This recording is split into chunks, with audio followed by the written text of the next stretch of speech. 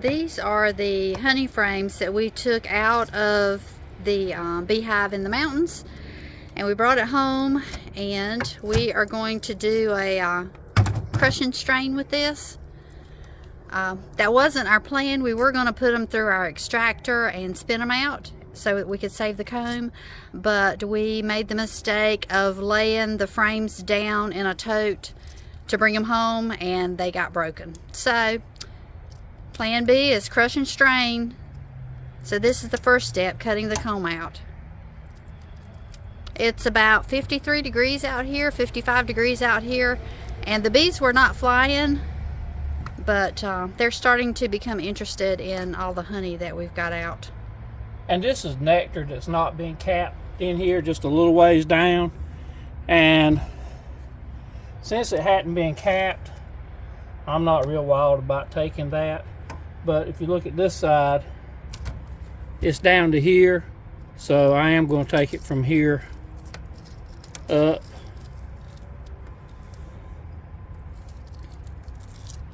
And I'm sure that that's all right to take that over there. But I think what I'll do is I'm going to take this and strain it for us, but I'll take that other out of the frame and put it in a bucket, and then I can feed it back to bees. Yeah, that's our plan with the comb that's got a lot of nectar in it. We'll put a lid on it, put it in a bucket, put a lid on it, and save it for the bees.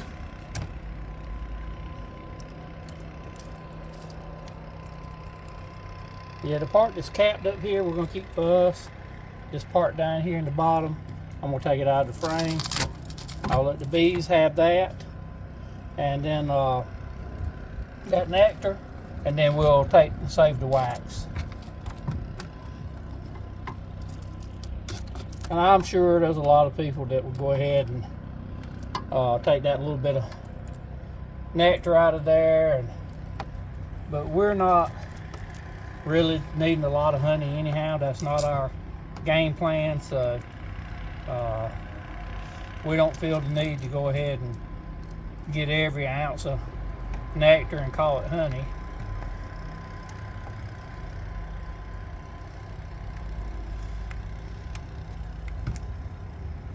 So we've got about 10 or 12 frames that are partially capped, and that's what we're working on today. Yeah, if they had been 90% and there were several of them that was 90%, it'd be worthwhile to put them through, get them through the extractor. But just for the, maybe 10 frames we've got that's half full, I'm not going to worry about it. You see the bees are already out here from, I saw one about 15 minutes ago. She went back and got all of her friends. Yeah, they're becoming very interested in what we're doing. So we do have, Shirley can go over and take a picture. We do have some that's come out of the freezer that was some of that nectar and honey that had the small hive beetles. They've been froze down and they're safe to feed the bees now. So she can walk over and show you those. And I'm gonna work on this in a few minutes.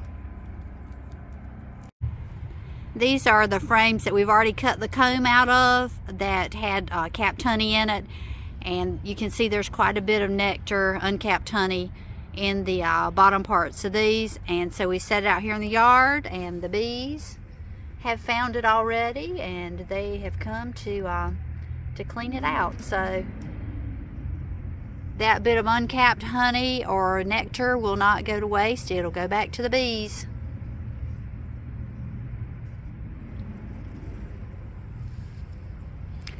And then over here we have the frames that, those were the ones that we took out of our hives last week that had all of the small hive beetle larvae in it.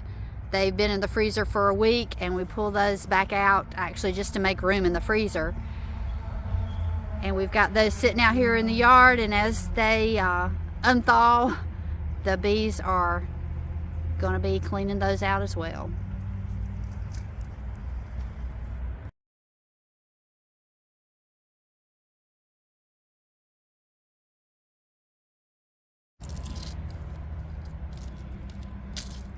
this frame had quite a bit more capped honey in it than some of the others.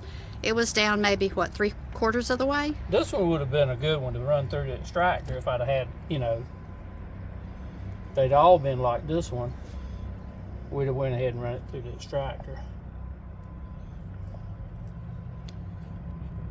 But no need to dirty up the extractor just for 1 or 2 frames Yeah. when the rest needs to be crushed and strained anyway. Yep.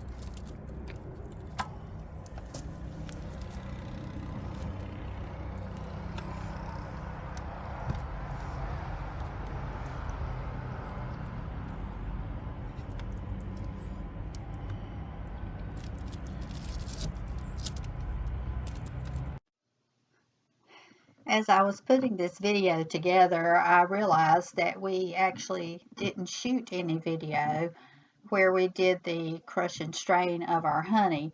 I think it's mostly because it was so messy. We were both just covered with honey. It was very sticky. I did take some photographs, but didn't shoot any video. So I'll try to describe a little bit about what we were doing. Roy pretty much cut up the comb that had the honey in it into a pan just to make it a little bit easier for gravity to work on the crush and strain. We didn't actually crush it, we just kind of cut it up. And then we started running everything through our filters. Our first filter was just a kitchen strainer that was sitting on top of another kitchen strainer, and that was sitting over our bucket so that it could just kind of drain into the bucket.